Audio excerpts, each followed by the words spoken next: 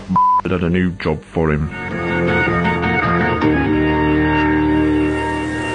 The flying kipper route ran through the night, delivering fish from the docks to the mainland, across the highest altitude line in the country.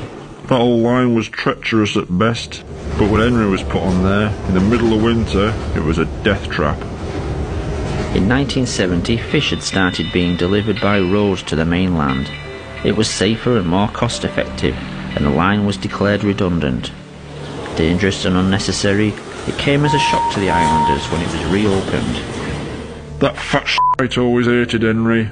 He didn't like his cheerful manner, and he clearly had other lifestyle choices when he was a human. Fat wanted Henry away from the other engines, and kipper run was a death sentence.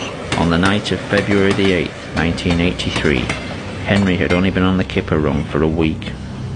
The following incident would be made into a book and later recreated in the television series. This is the train the railwaymen call the Flying Kipper.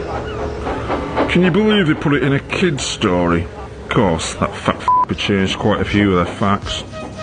They couldn't know the points from the main line to a siding were frozen, and the home signal should have been set at danger, but snow had forced it down. As the train approached the most treacherous part of the line, unnoticed to Henry, his driver and firemen, the points had diverted them to the adjoining siding and right into the path of another train.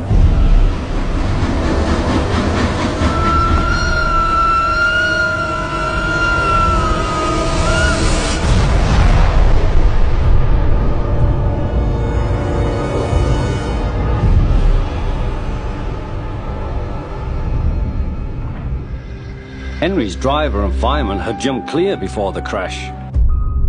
In fact, Al and Barry died from their injuries. Slowly, in snow, the poor bastards. By midday, the recovery operation was underway, and Sir Topham Hatt had arrived. Cheer up, Henry, it wasn't your fault. Ice and snow caused the accident.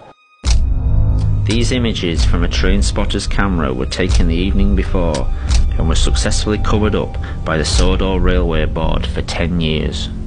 There was a railway spike in points, blocking them. Of course, that had disappeared by the time we got there. I'm sending you to Crewe, a fine place for sick engines. Crewe. We all knew what that meant. They'll give you a new shape and a larger firebox. Crewe was, at the time, one of only 2 scrap metal yards in the UK capable of handling and recycling organic material as well as engine parts. You'll feel a different engine and won't need special coal anymore.